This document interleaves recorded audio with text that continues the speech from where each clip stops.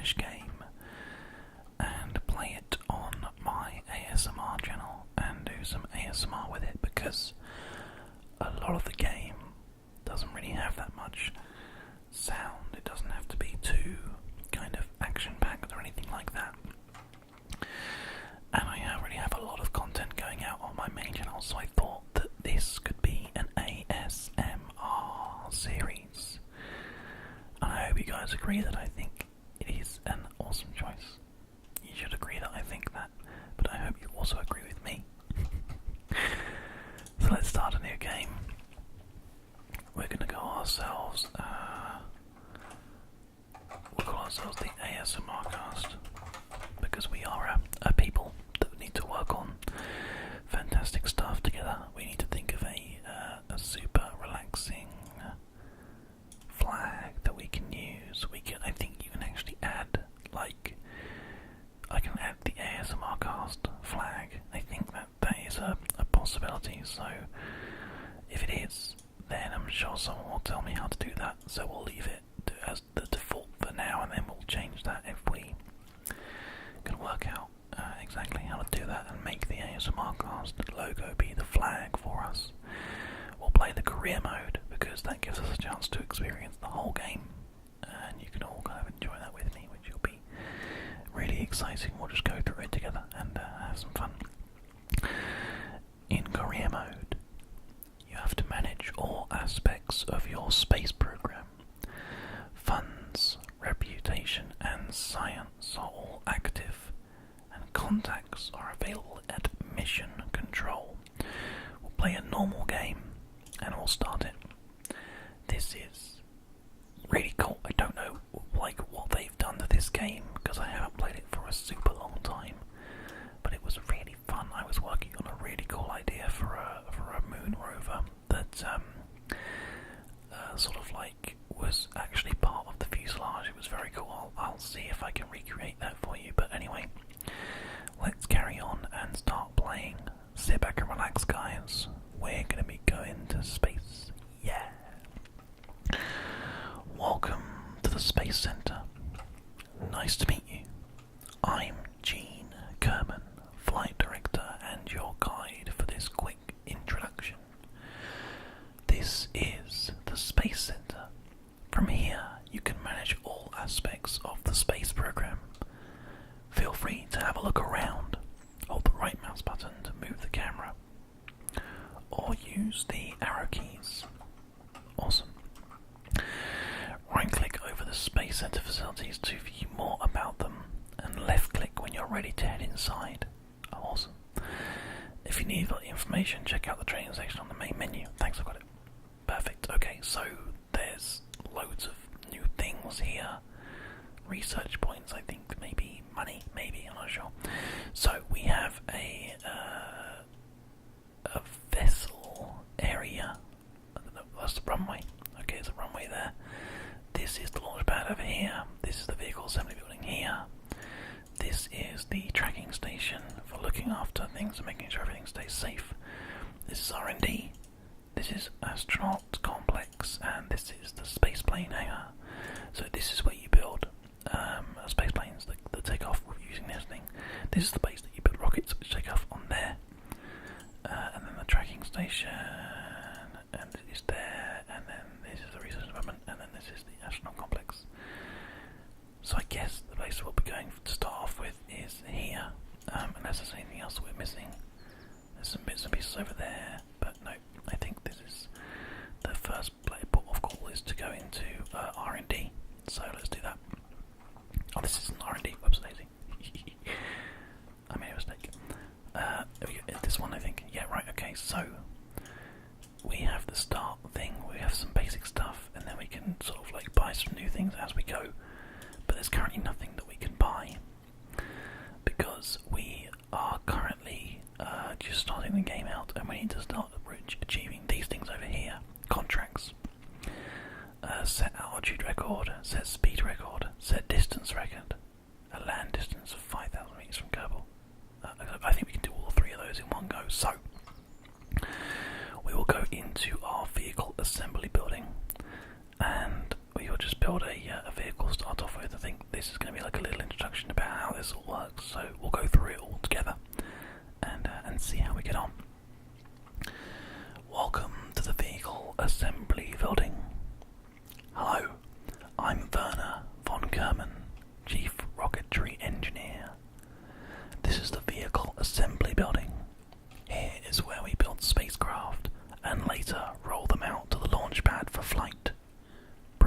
impressive, isn't it? On the left, you'll find components to construct your own spacecraft. Select a starting part, then attach others to build a ship. You can have a look around with right mouse button or the arrow keys. And that's it really.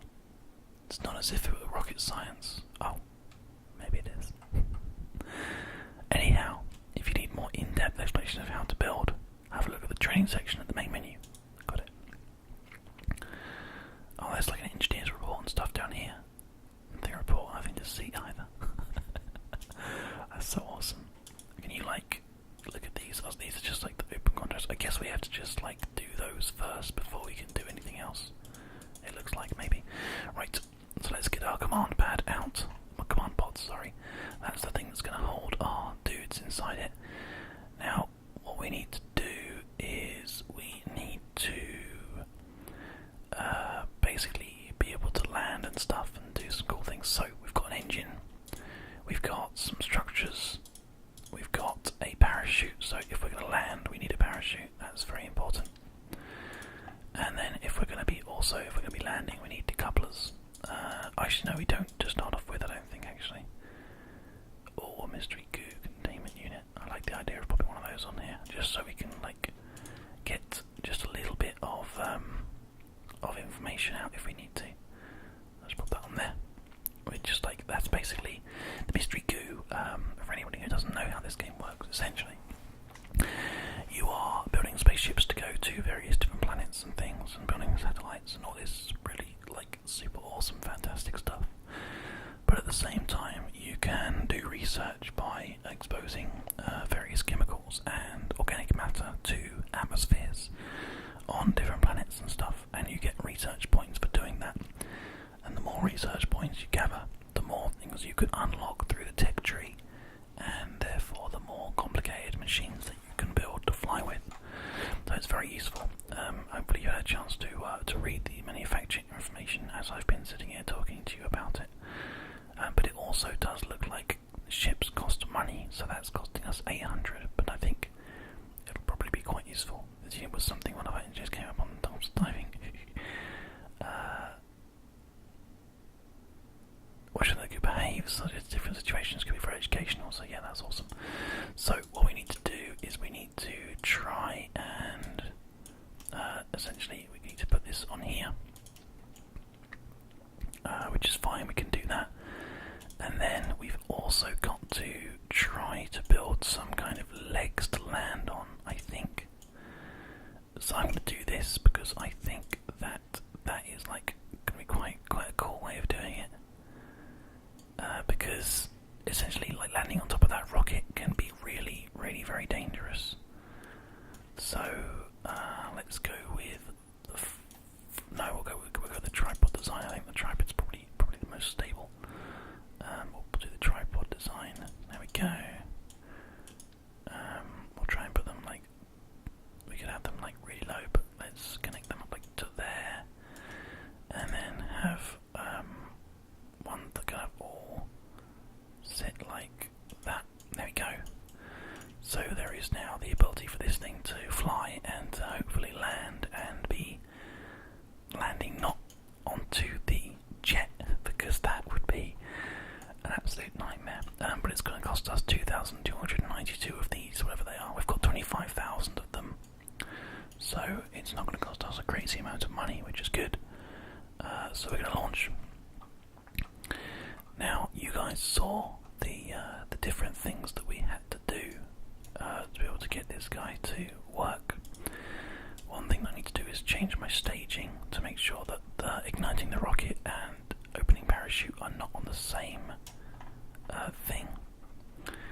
This launch pad is quite rubbish, actually. I think there must be like things that we have to unlock, because this is all like just a big crap. It's really interesting. We have Jebediah Kerman with us today. If we have a look inside, we can see Jebediah Kerman here. He's sitting down, and you can see out of a little window here. But he's pretty ready to explore the world, which is awesome. The way that I get back out of this view is by pressing maybe V for view. Yeah, I'm so clever. Right,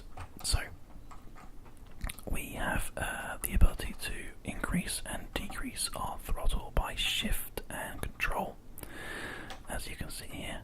And then the last thing we need to do is check our contracts. So we need to get 3,500 meters in the air at a speed of 150 meters per second, and then we need to land quite far away. So let's go full throttle, get that 150 meters per second to start off with, and then once we've achieved that, then we can look at doing some different bits and pieces. I'm going to quickly just change my settings here and change the spacecraft sound to be the same as the music volume, because it is like super loud when this rocket goes off. So let's try that and see how loud that is, and hopefully we'll be able to make some history here. So for the world's first well, I'm not sure if it's the world's first, someone else might be playing this game, I don't know, perhaps they are. For the world's first ASMRcast launch into the upper atmosphere, lower atmosphere, in 5, 4, 3, 2, 1, blast off. Oh no, this is a significant problem. Something has not happened properly. Why is this not fired? Oh, it has. Oh god. Okay. Something very bad happened there. I mean, if we just used all of our fuel instantly, well, we just made a big thing of smoke. But the good news is the landing gear worked perfectly. That was crazy how quickly it used up all that fuel. Right, okay, that's probably going to be a concern. Right, so what we've got to do now is we need to revert the flight to the launch and have a look at trying to do this again. Now, for some reason, the staging didn't work properly, so I'm going to move this down and have this staging just sort of like in this one here, and hopefully this time the parachute won't fire, because I'm not quite sure why that happened. And that's very strange. For some reason the rocket won't actually fire until the parachute goes off. Okay, so I think maybe we're going to have to go back into the space center. I think we need to land again before we can do that. So let's just quickly do that. There we go. Perfect. Let's go back into the space center and just try and do this again. We might have to recover this spacecraft. I think we have to go into this here and go to this and go recover the vessel. 5 science, and then we've got a few parts, which is like some experience for Kerbal coming as well, and essentially it just gives us some stuff. There you go. So that's like one thing that you have to do whenever you finish a mission, whenever you land a ship, you need to come back to Earth like that. But essentially what we need to do is go back into the VAB and take off these parts and just see. We'll keep the mystery go on. Let's just see what happens if we fly like this instead, because I kind of feel like the rocket was being really weird.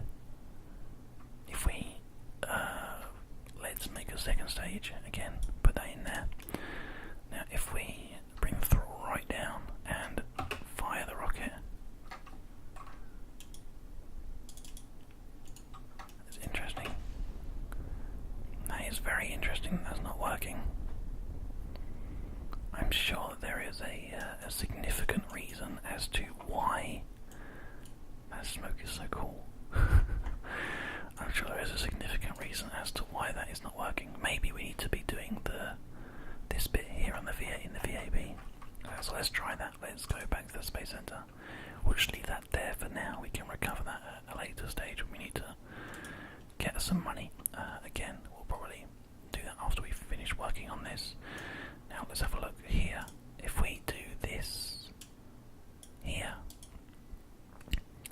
so essentially this rocket fires on the first stage, and then this, unless that's the other way around.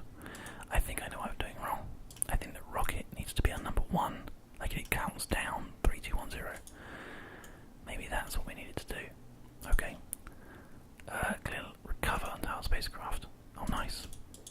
Brilliant. Like, that's like an automatic recovery for us because it's within the area, I guess.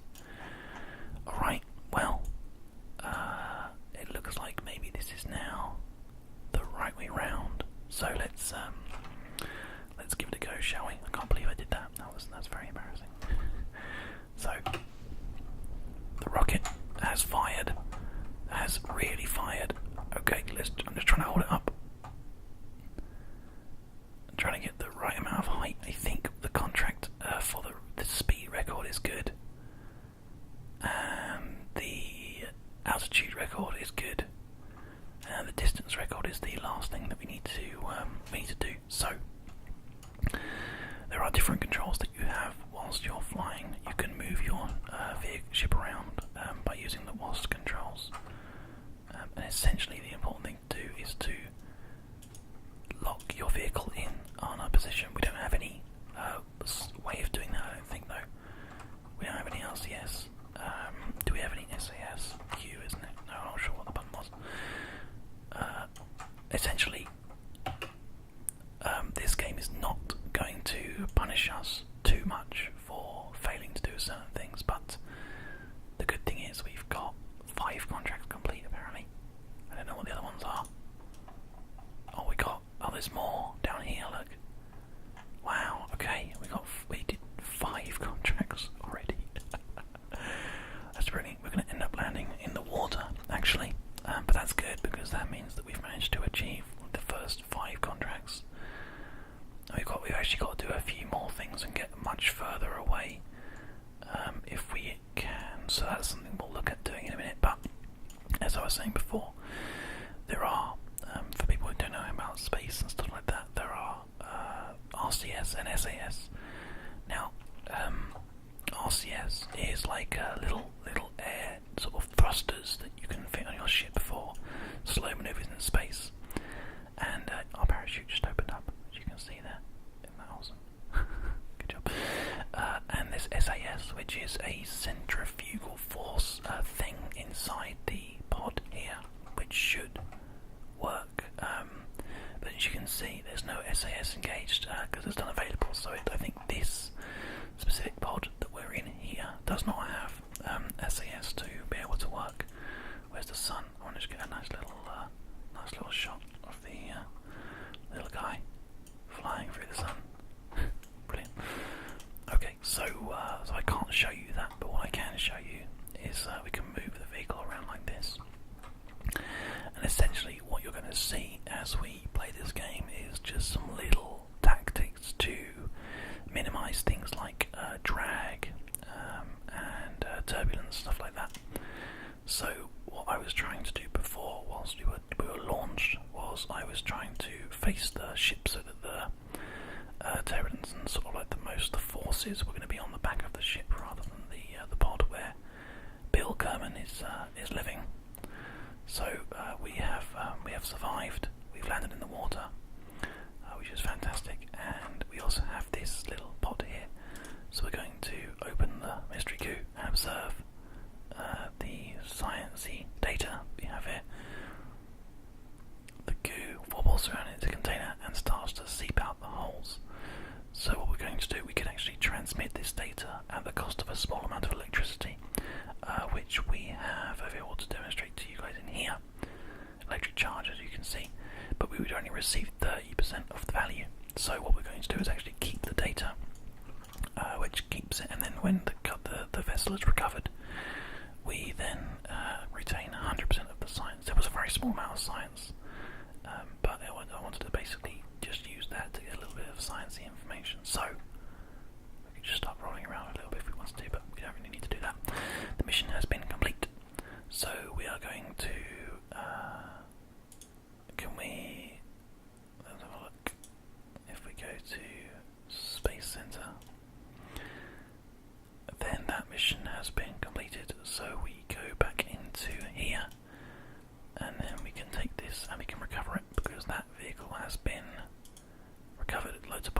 loads of stuff about science, as you can see. Mystery goo, 4 science there, and not only 1 science for recovery, so a total of 9 science and 9 reputation. So we actually did really well there. That was good. And in case anybody's interested to find out, this is an Earth representation called Kerbal or something like that. It's essentially where we live, and Kerbal has a moon called Moon. Can I actually click on it to find what it's called? No. We have a moon which we can visit. We have Minmus, which we can visit. We also have, as you can see, that's here, Moon and Minmus.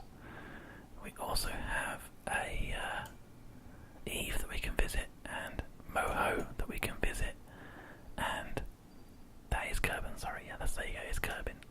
Then we have Duna that we can visit. We have Dress that we can visit, and Jewel that we can visit, and Elu that we can visit, and that is the known universe in this current game. Isn't that awesome?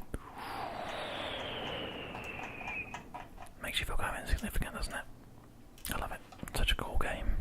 So we've managed to sort ourselves out there, which is brilliant. We've managed to take care of that. So now what we can do is we can take another look at our contracts. We've got 3 more contracts to do before I think it unlocks some stuff for us. So let us go into the research buildings and use our science that we've got. Let's have a look how much science we've got. 10 science, and these both cost 5 each, so we can do both of them. So we get some more cockpits and some like decouplers and communitron, lightweight antennas and stuff. Brilliant, fantastic. So we'll get that, and also some more advanced rocketry stuff as well. So we'll get that. So there we go. And there's like other things which are much more expensive, but the important thing is that we have now got ourselves some really, really cool stuff. And as you can see, there's all the different planets and all the information about them. So if we now go back in and take the ship that we've got, this just really what needs to do, this is a space plane cockpit. So it's not really the one we want to use here. It's actually I'm not sure if it would do. The crew capacity is 1. It's less max temperature, more crash tolerance, less drag. Well, let's give it a go, shall we? We can take this and delete it. And what's going on here? There we go. So this is the we're actually going to go with this then, looks like, because it's called the Mark 1 and it's apparently okay to use it. So let's just go with it, shall we?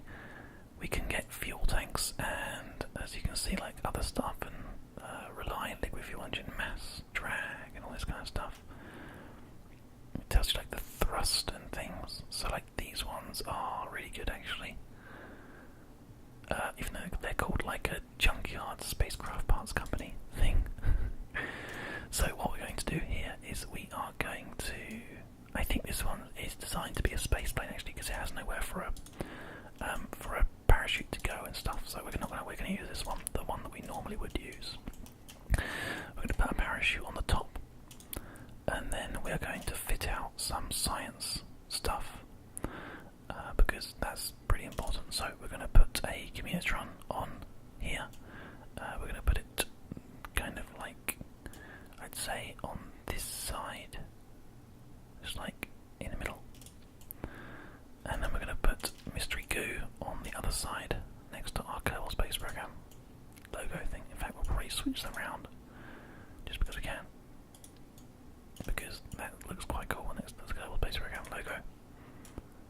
And we're just going to try and make, because things like the centre of mass and stuff do make a difference in this game. So if you have a look, our centre of mass is here.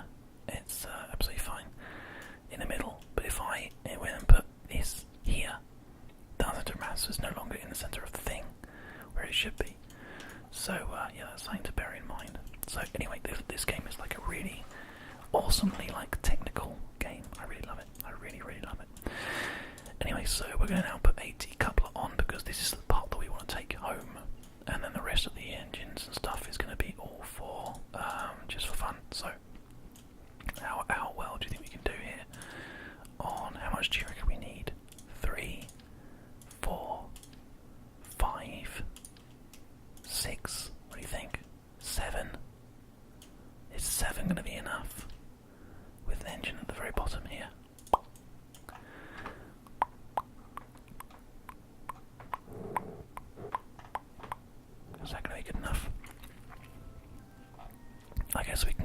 and see what happens.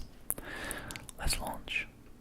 We actually only need to do a couple of things right now, but it's going to be important to get into a fast speed. Oh my god, it feels like I'm going to fall over at any minute. This is insane. This is absolutely insane, right? We still don't have any SAS, do we? Or do we? Doesn't seem to be giving me an option to say no, but I'm not sure. Okay, well the thing has been set up for us automatically, so let us go. Awesome, this is a good engine, but it needs more thrust. So I'm having to hold the ship in position right now. If we had the SAS working, it would... Oh dear. Well, we might have to decouple from our rocket at this stage because it is throwing us in the wrong direction. We are gonna... I don't think we're going to be able to recover from this. We are spinning out of control here. We're still able to gain altitude, and we need a 7,500 altitude, which we could probably get. But I don't know about this. I think the SAS is not working because I don't think we have one. Yeah. Okay, and no, that's it. We are literally just sort of free falling and tumbling. Oh dear.